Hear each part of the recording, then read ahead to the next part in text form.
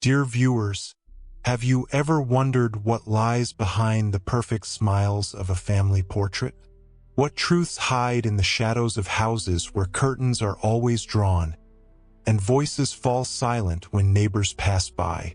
But before we begin, dear friends, take a moment, hit that like button, subscribe if you haven't already, and share in the comments where you're watching from.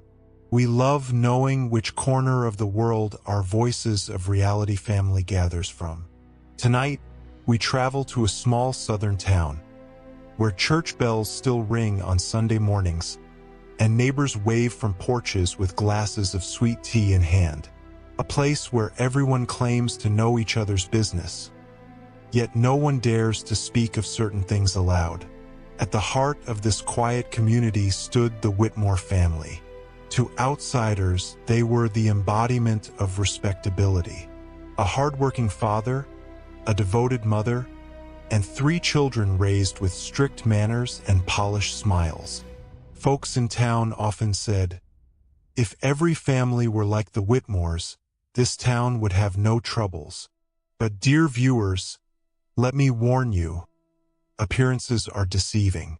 Behind those closed doors, a story was unfolding that would one day shatter not just the family but the entire town. Samuel, the middle child, was the one everyone overlooked. He was quiet, almost too quiet for his age. While his older brother carried the family name proudly and his younger sister charmed every neighbor, Samuel lived in the background, watching, listening, noticing things others ignored. As a boy, Samuel loved to draw. He would sit under the old oak tree by the river with a worn notebook, sketching houses, faces, and dreams too big for his small town. His teacher once told his mother, "This boy has the imagination of a poet," but at home, his gift was treated as a distraction. "Put that book down," his father barked more than once. Dreams don't put food on the table. Yet Samuel dreamed anyway. He dreamed of leaving town, of becoming someone beyond the Whitmore name. But every dream was shadowed by the strange feeling that something about his family wasn't right. As Samuel grew, he noticed the small things first. The way conversations stopped when he walked into a room. The way his mother's hands trembled whenever the church pastor mentioned forgiveness. The way his father's eyes grew cold at the mention of certain dates, as if memories were locked away in chains. Neighbors whispered too. Samuel once overheard 2 women on the church steps. "The Whitmores are hiding something. Hush, you don't want them hearing you." At night, Samuel sometimes woke to the sound of arguing behind closed doors. His parents' voices low but sharp, his mother sobbing, his father pacing like a man haunted. And then, just as suddenly, silence would fall.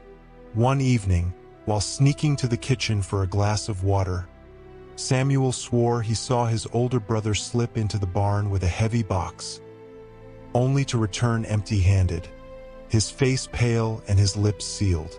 When Samuel asked about it the next day, his brother glared and whispered, "Don't ever ask me about that again."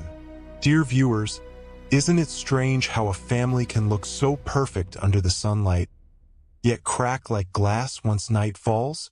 Dear viewers, in small southern towns, reputation is everything. The Whitmores were the kind of family that sat in the front pew at church every Sunday, their clothes pressed, their heads bowed. The father, Henry Whitmore, was a respected businessman who ran the town's lumber yard. His wife, Eleanor, played piano for the choir, her voice soft, almost angelic. And the children, they were raised to smile on command. But Samuel carried something different in his heart. He noticed the way people's eyes followed them, the way whispers stirred whenever his father passed. He noticed that no matter how much the pastor praised his family during sermons, some faces in the congregation tightened, as if biting back words that must never be spoken aloud. Samuel was no stranger to loneliness. He wasn't the star athlete like his brother Thomas, nor the golden child like his sister Grace. Instead, he found comfort in the world of imagination. He would spend afternoons sketching by the riverbank, where dragonflies danced on the water's surface, and where the old oak tree stretched its branches like an ancient guardian. "Sammy," his mother once told him, her voice low, "you see the world differently. That's not always a blessing." At the time, Samuel didn't understand. But later, he would remember those words like a warning. Home was not always peaceful. Henry Whitmore was a man of strong hands and a stronger temper. The sound of his boots on the hardwood floor was enough to send silence rippling through the house. Dinner conversations often ended with Henry slamming his glass down, his eyes narrowing whenever Samuel asked the wrong question. "Why can't we talk about Grandpa?" Samuel once asked innocently. The room went still. His mother's fork slipped from her hand, clattering onto the plate. Thomas gave Samuel a sharp kick under the table, and Henry's reply was a cold growl. "Because the past stays buried." Dear viewers, doesn't that sound strange? A family so respected, yet afraid of its own past. It wasn't only inside the house that secrets pressed down on Samuel. The town itself seemed to hold its breath whenever the Whitmore name was spoken. He remembered walking home from school one day, overhearing two old men on a bench outside the general store. One leaned closer, voice hushed but urgent. "Mark my words, nothing good comes from that family. Not since the fire." The other man glanced around nervously. "Quiet before someone hears. You don't want Henry knocking on your door." The fire? Samuel had never heard of it. But that single word burned itself into his mind, refusing to let go. As Samuel grew older, the oddities multiplied. Doors that were always locked. Old photographs missing from the family albums. Certain relatives were never mentioned, their faces cut neatly from pictures.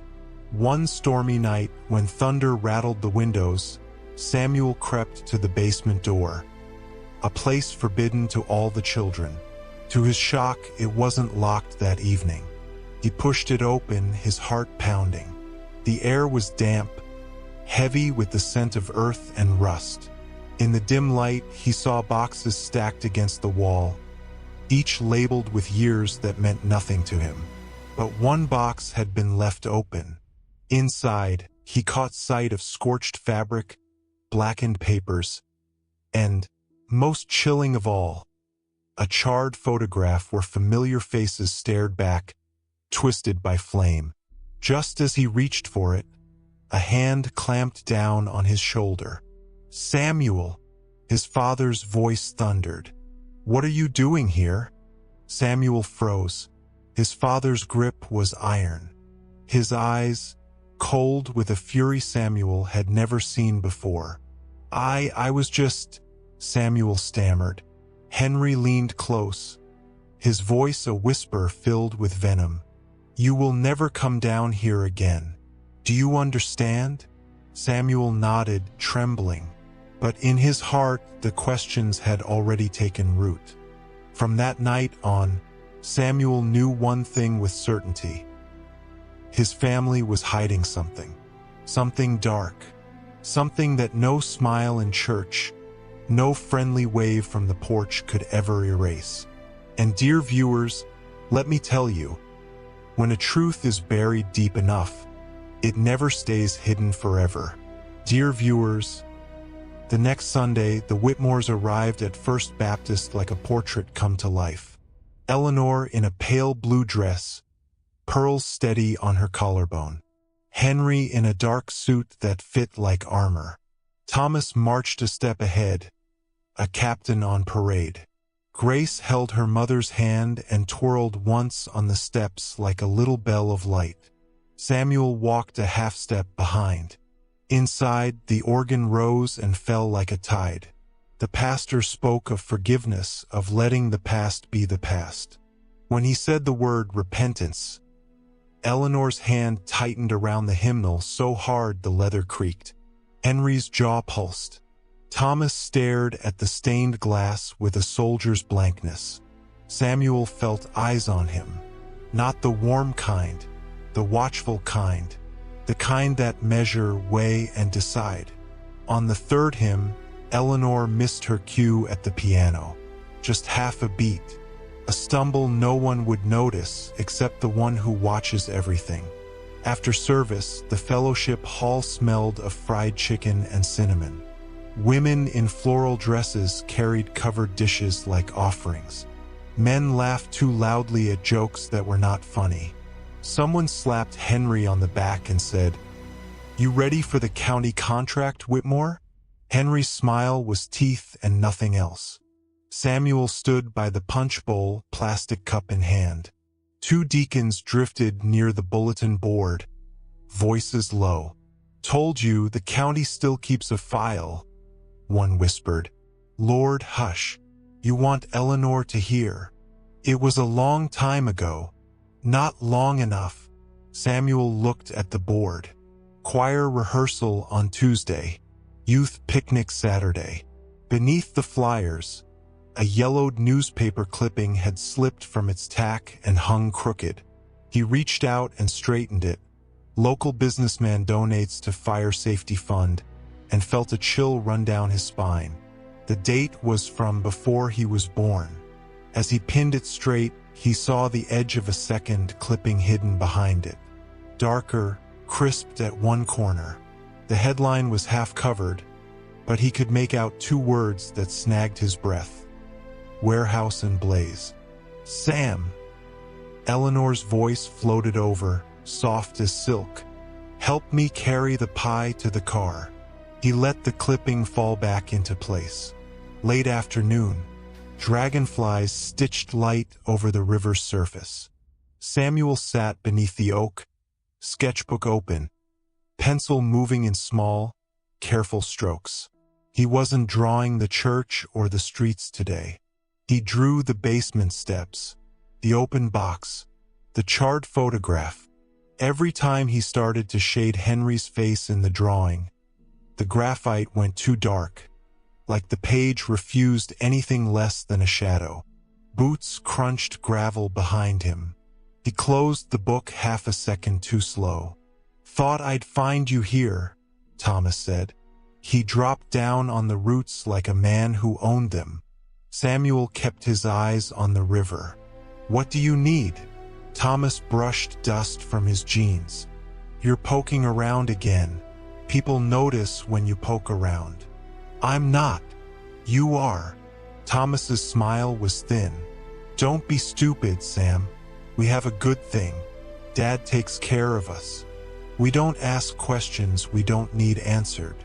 Samuel turned, surprised at how steady his own voice sounded. "And if the questions aren't for me? If they're for them?" He nodded toward town, toward all those windows with eyes behind the curtains. Thomas looked past him toward the current. "Then they don't deserve answers." He stood. "Stay out of the basement. For your own good." Night dropped like a stage curtain, thick and quick. Far off, lightning stitched the horizon. Henry was late. When Henry was late, the house grew smaller. Eleanor set the table. Grace colored. Thomas read a manual from the mill. Samuel opened the back door to let in air. A wind moved through the kitchen, lifting the curtains like someone's breath. Headlights finally swept across the yard. The front door opened. Henry stepped in with that smell of oil and sawdust that always clung to him. He kissed the top of Grace's head, set his briefcase down with more force than needed, and took his chair. Dinner was quiet in that tense way where even the knives seemed to whisper across the plates. In the middle of it, lightning flashed again. an instant of white that made the room look like a photograph taken by accident. In that instant, Samuel saw Eleanor's face. Not a mother's face, not the choir's face, a face twisted by something that had no name. He put his fork down. "What happened to the warehouse?" he asked, voice small, direct. "The one that burned." The room became a held breath. Eleanor's lips parted. A soundless "oh." Thomas stared at his plate. Grace started humming to herself because small children know when a storm lives inside a room. Henry's chair scraped back an inch. "Where did you hear that?" "The bulletin board. At church." Henry's stare was not anger this time. It was calculation. The warehouse was an accident. Old news.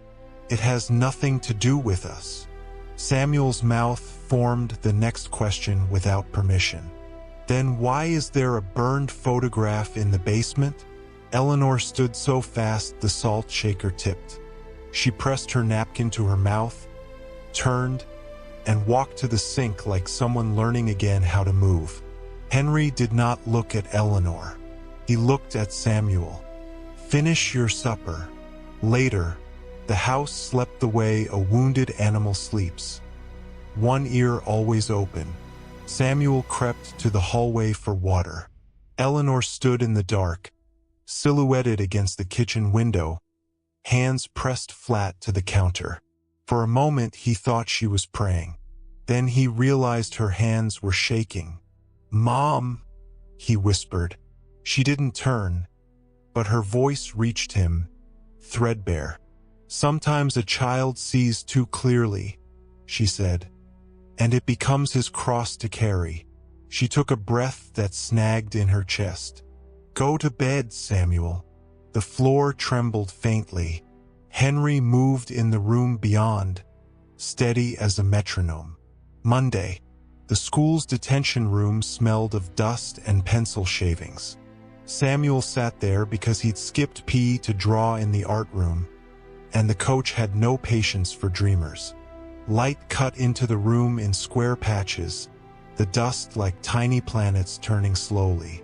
The custodian, Mr. Baylor, gray beard, eyes that knew more than they said, pushed his mop past the door. He paused. "Your daddy still running that yard?" Samuel nodded. Mr. Baylor sucked his teeth. "When I was your age, that whole side of town was different. Warehouse row. Jobs for everyone.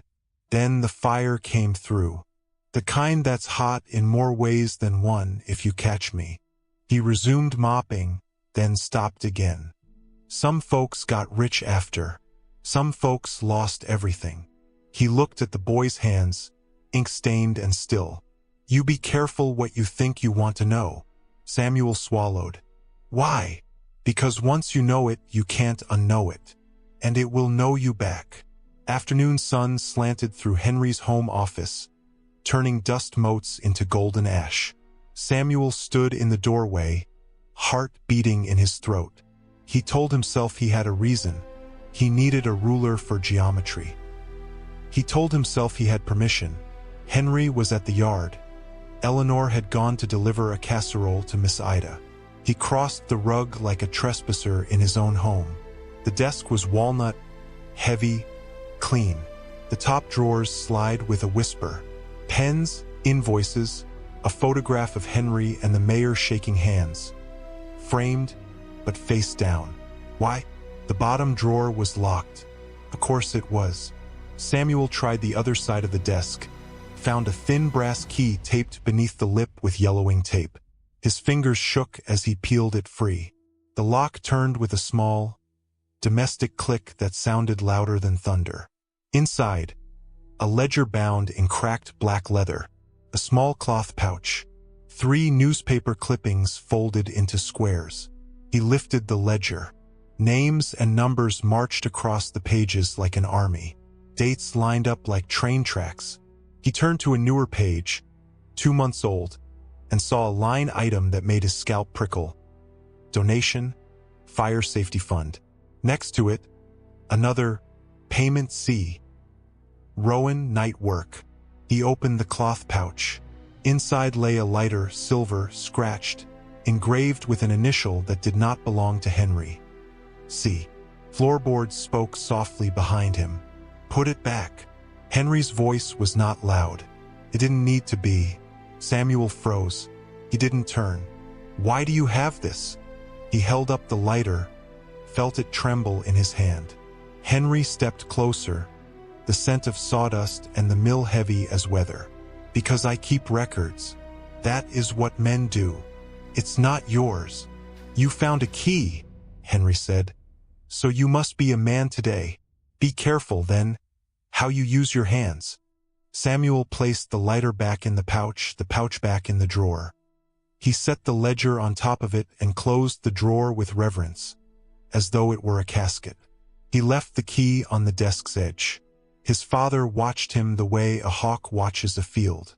Go upstairs, Henry said, and do not come in here again. Night again. The house a map of soft sounds. A faucet dripping, a porch swing ticking, a branch on the siding like a fingernail. The phone rang once in the kitchen, then stopped. A minute later it rang again, 2 short pulses like a code. Eleanor answered on the second ring.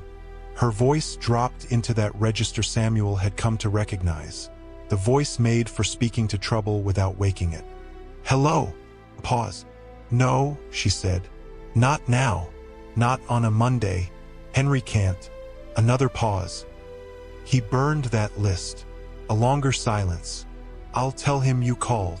She hung up and stood a long time with her hand on the receiver, eyes on nothing.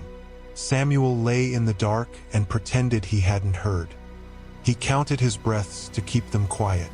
Clouds parted. A slab of moonlight fell across the yard. Samuel slipped from his bed, moved along the hall in sock feet, and bypassed the stair that creaked on the 3rd step. He eased the back door open and stepped into air that smelled of coming rain and old wood. The barn loomed like a sleeping animal. His doors had a tilt like a mouth that doesn't close right. Samuel's flashlight cut a narrow cone through straw dust.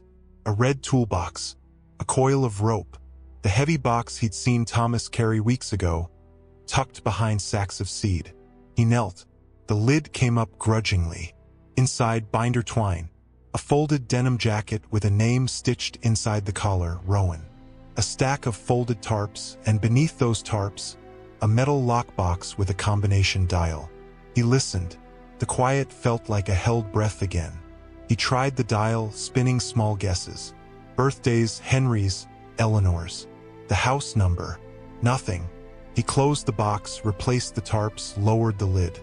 As he stood, his light hit the far wall and found a door he had never noticed. Not a real door, more a seam in the boards, an outline of a space that did not exist. He pressed his fingers along the seam. The wood shifted with a complaining groan. A small, hidden latch gave way. The panel swung inward. Cool air washed over him from a black, narrow space. He lifted the light. It was not a room. It was a passage carved between wall and world, just wide enough for a boy to turn sideways. It smelled like damp paper and iron. On a shelf, old jars held nails, washers, screws. On another shelf, a row of cigar boxes, 6 of them, each labeled in neat hand. 89, 92, 97, 01, 05, 09. He opened 97. Inside lay photographs, the small square kind from disposable cameras. Men standing in front of a warehouse at night. A figure in the foreground, face turned away, lighter raised like a tiny silver moon. He opened 89. A newspaper clipping, Community mourns after blaze. A list of names. He knew 2 of them. Families that had left town before he was born. He opened 05. A typed letter with only 1 line highlighted. Insurance payout approved. Cause, electrical. Samuel's light shook. A sound behind him. The barn door's hinge whispered. A footstep in the straw. He turned off the flashlight and held his breath as if breath itself were a bell that might ring. Sam! Thomas's voice. Not angry. Not yet. Careful. "You in here." Samuel slid the panel back into place with the softest pressure he could find. The seam returned to being a seam. He stepped away from the wall, forced his breathing even, and clicked the flashlight on, aim low. "I was looking for the level," he said, amazed at how ordinary his voice sounded. Thomas studied him, then looked past him at the quiet wall. His eyes were the color of the river at dusk, dark with things the surface can't show. "Come on," Thomas said. "Dad doesn't like us out here after midnight." As they crossed the yard, a breeze lifted the oak leaves. They made a sound like distant applause, or warning. In the morning, the house tried to be a house again. Pancakes, a radio murmuring the weather, Grace humming, Thomas gone early to the yard. Eleanor moved at the stove like someone dancing with a ghost. She set a plate in front of Samuel, then hesitated as if about to speak. Instead, she went to the piano and pressed her fingertips to the keys. The tune that came out was not a hymn. It was something old and private, a lullaby the town did not know. Samuel set his fork down and listened. Notes turned and turned on themselves. In the heart of the melody, there was a place where the chord bent, wrong, beautiful, aching. She stopped mid-phrase, as if the music had revealed too much. "Mom," Samuel said quietly, "did you know someone named Rowan?" Eleanor's shoulders rose a fraction. She did not turn. "Eat your breakfast, Samuel." Dear viewers, in every town, there's a moment where curiosity becomes a threat. It happens quietly, a glance too long, a question too clearly asked. A boy who looks where adults have decided no one should look. At school, a note reached Samuel's desk in the middle of history. No name, just 4 words. "Stop asking about fire." He crumpled it and slipped it in his pocket. When the dismissal bell rang, he walked home the long way, past the warehouse district that was now a patchwork of new metal roofs and hollow brick shells with weeds for tenants. He tried to imagine it lit, orange, roaring, a man's silhouette with a silver lighter that didn't belong to him. In the reflection of a broken window, he saw his own face. A child's face made older by knowledge that had only begun to arrive. It was evening. Rain again, soft this time, like a million quiet fingers on the earth. A pickup eased into the driveway, the engine cut. A door creaked.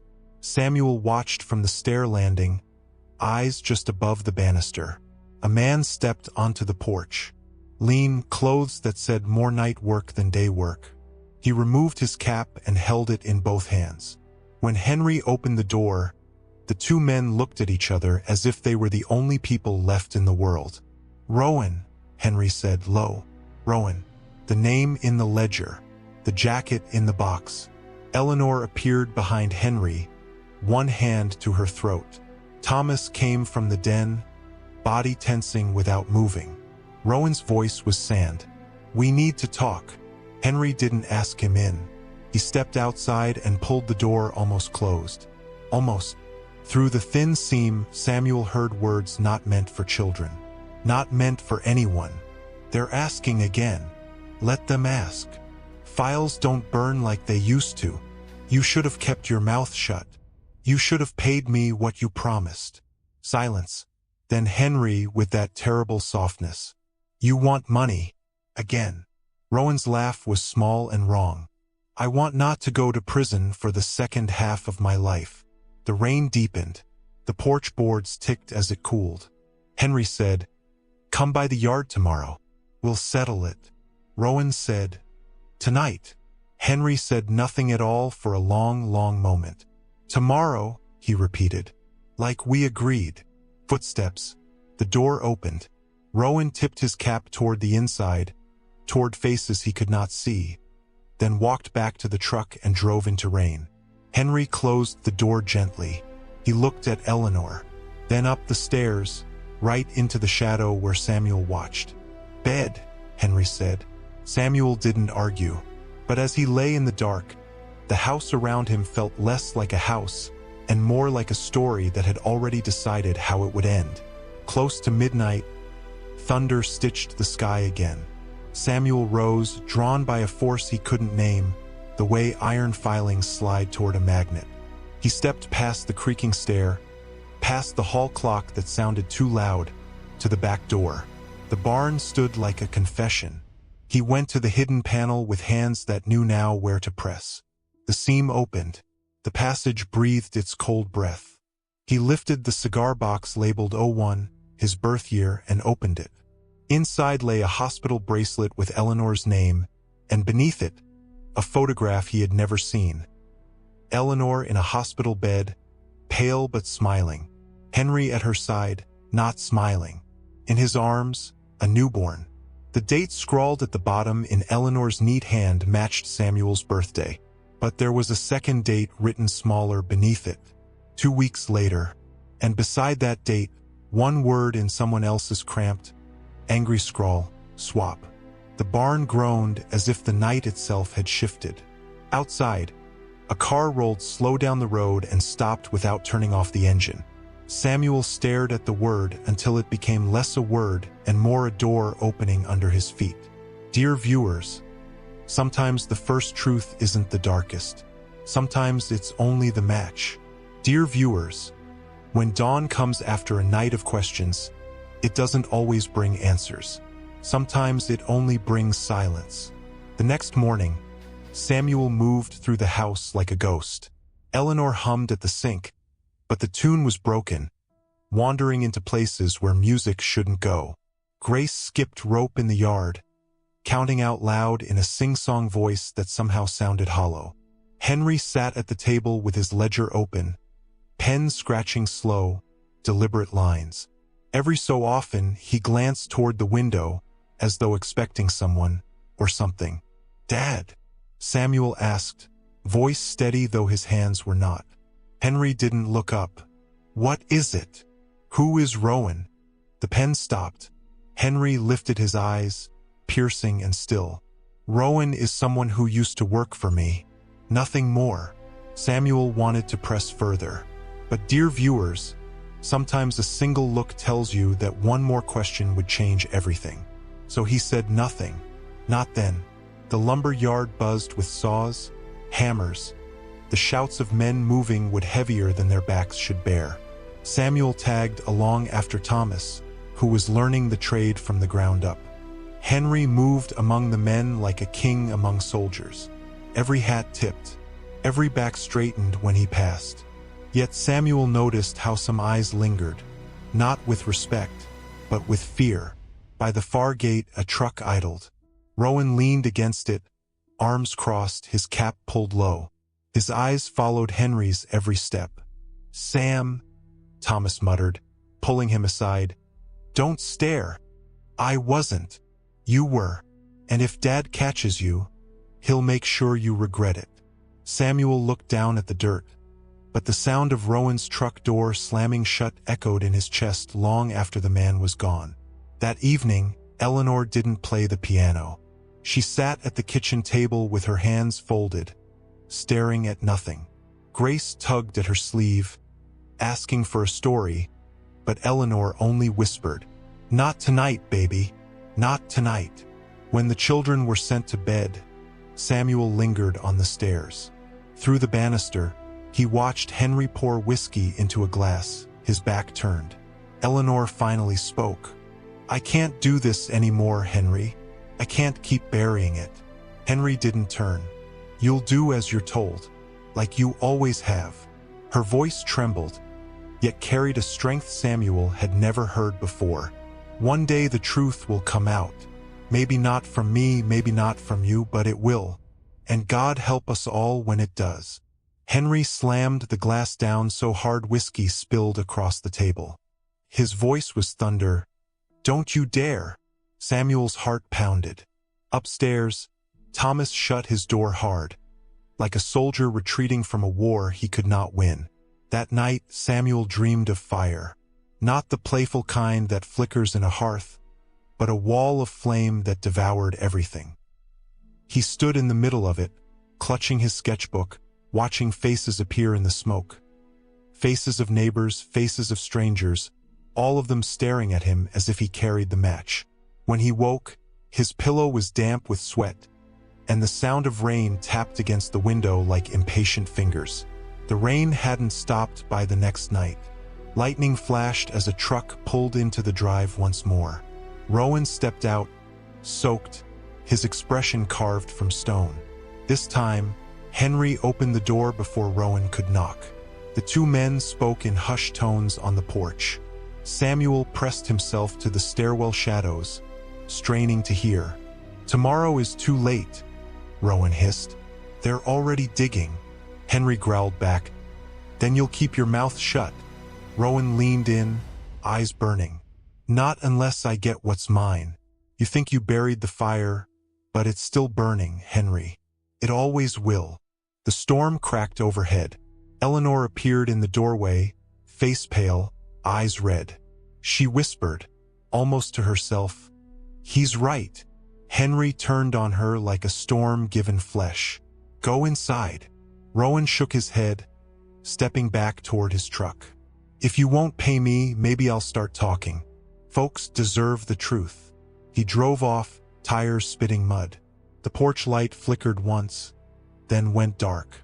Later that night, Samuel returned to the barn. He couldn't stay away. The hidden boxes called to him, their secrets louder than sleep. He pulled open the panel once more, hands trembling. He reached for the box marked 01, his birth year still open from before. He turned the hospital bracelet in his hand, feeling the weight of that single scrawled word. Swap. Behind him, the barn creaked. The air shifted. "Sam!"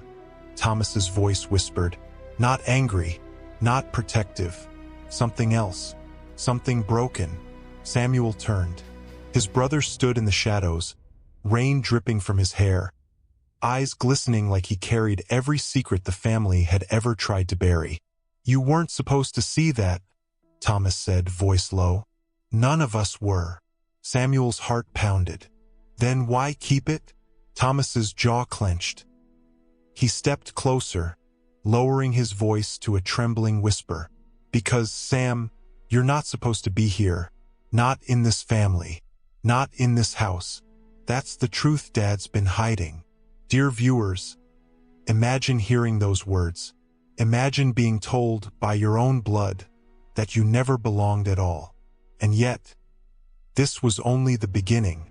Dear viewers, some words don't echo, they split. Thomas's whisper, "You're not supposed to be here," hung in the barn like a cut rope.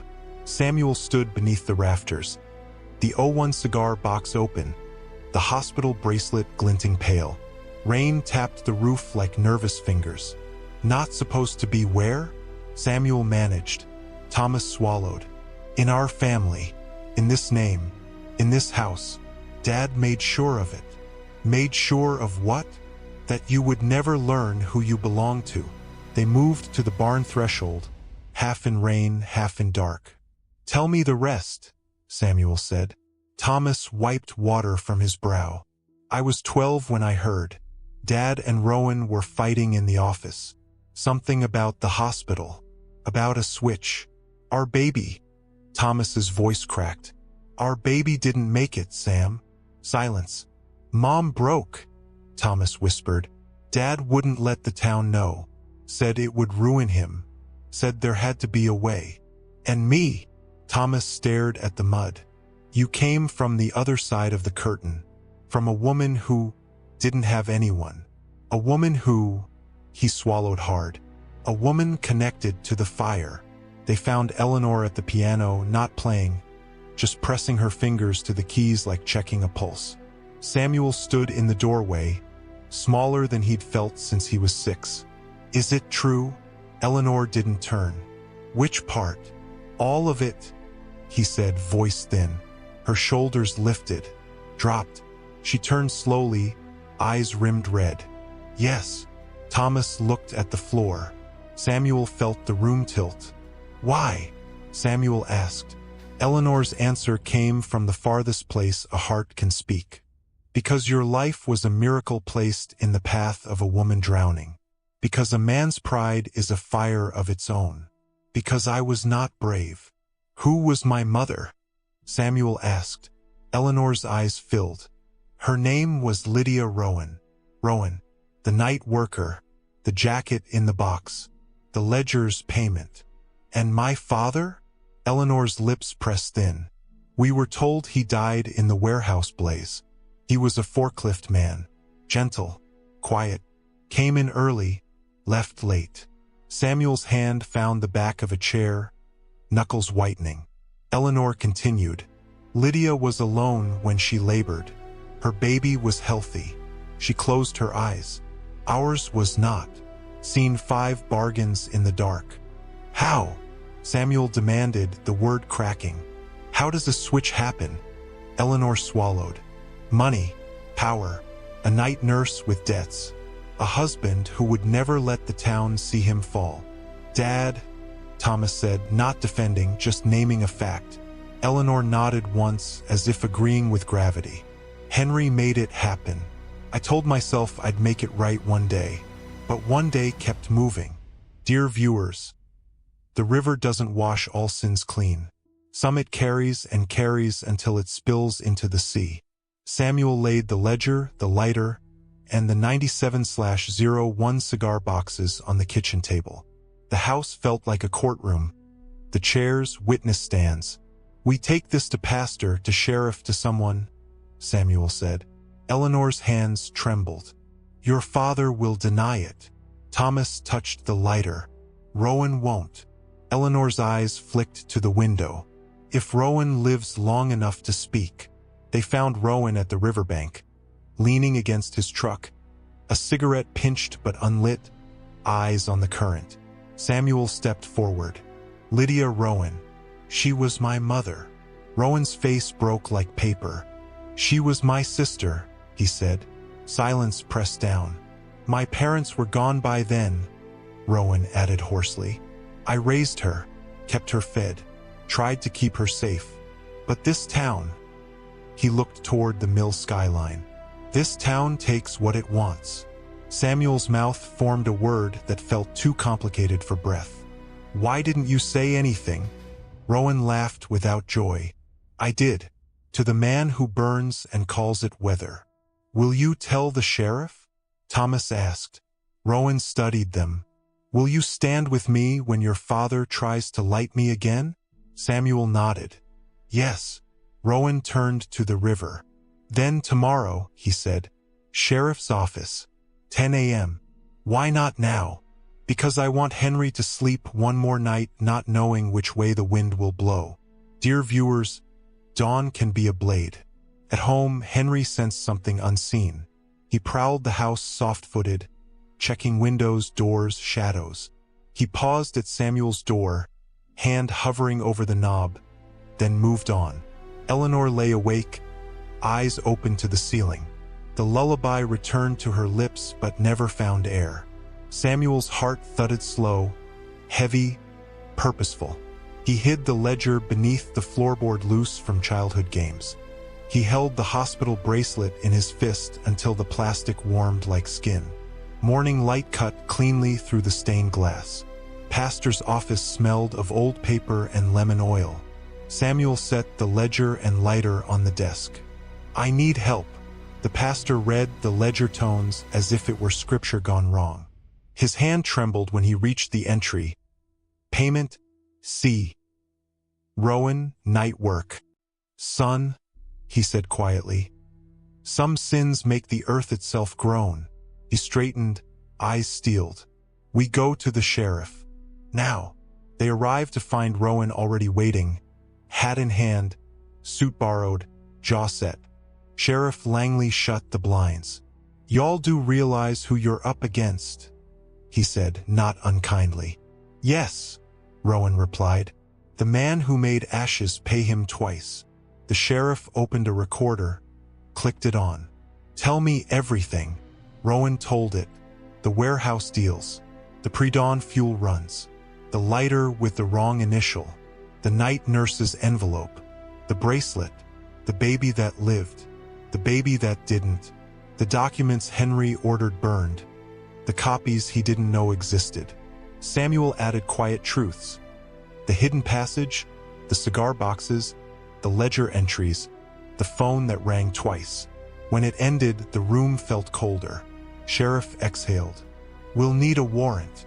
"Then get one," Rowan said, "before he buries the last of it." Dear viewers, justice is slow, but sometimes it puts on running shoes. By afternoon, a judge, eyes weary, lips thin, signed the paper. "Execute discreetly," she warned. "This town has a way of turning on its own." Sheriff split the team, one to the yard, one to the house, one to the barn. Samuel looked at Thomas. "You coming?" Thomas hesitated, then nodded. "If we're breaking together." Saws went quiet when the deputies rolled in. Men stared at badges like mirrors they didn't want to look into. Henry stepped from his office, tie perfectly straight, smile carved. "Sheriff, what a surprise." "Search warrant, Mr. Whitmore." Henry scanned the paper, eyes flat. "You won't find anything." "Maybe," Sheriff said, "or maybe we'll find old smoke." They found duplicate ledgers in a false cabinet bottom. A burned bag with documents half melted but legible. A copy of a hospital log with an asterisk beside two names. Henry's smile cracked. "Those are fabrications. Funny how lies keep such good company with your initials," Sheriff replied. At the house, Eleanor opened the door before the knock. "Do what you must," she said, "but be kind to the piano." They lifted the lid and found nothing. They pressed a wall and found too much. A recess with cigar boxes not yet moved. A photo envelope stamped with a hospital's name. Eleanor's eyes never left the deputy's hands. Each item they lifted made her smaller and somehow more visible. "Ma'am," a deputy asked gently, "why keep these?" Eleanor stared at her palms. "So one day a boy could choose the truth with his own hands." Thomas guided them to the hidden seam. He pressed the latch, and the passage side opened like it had been waiting for this exact hour. Flashlights swept. Photos, clippings, boxes, lighter, ledger twins. A deputy called it in. The radio crackled back. "Bring it, all of it." News moves like church gossip in a small town. Fast, hot, and everywhere at once. By late afternoon, the yard was ringed with trucks, overalls, and Sunday dresses thrown over weekday hurt. The pastor stood to one side, face pale but steady. Henry stepped onto the office stoop. He lifted his hands as if blessing a congregation. "Folks," he called, "you know me." Dear viewers, when a guilty man says you know me, he means believe the picture and not the frame. Rowan pushed forward through the crowd. "We know exactly who you are." Sheriff read the charges tentatively as a first thunder. Insurance fraud, arson conspiracy, evidence tampering, and child abduction. Gasps scattered like birds.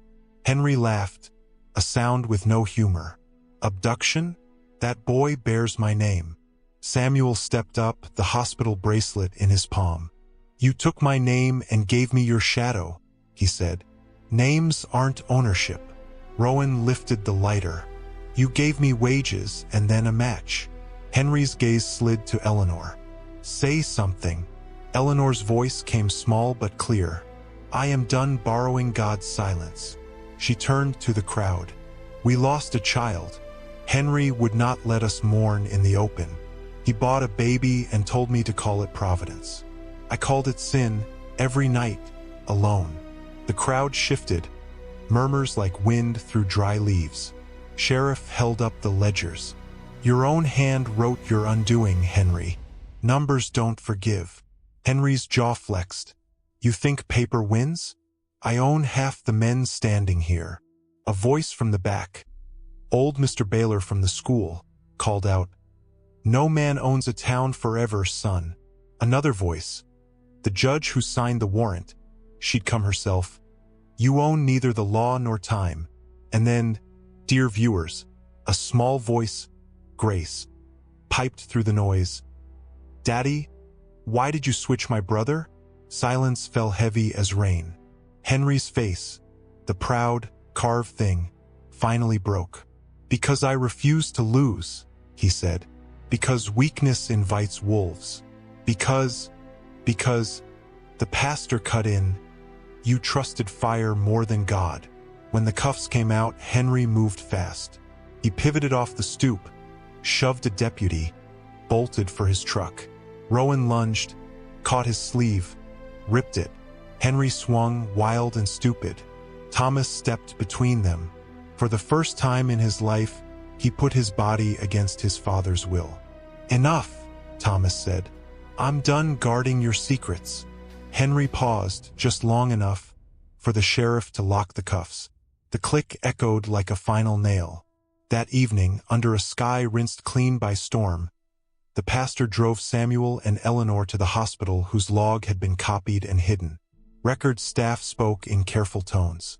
Old files were retrieved, anonymized but legible enough for the soul to read. 2 babies were born within minutes.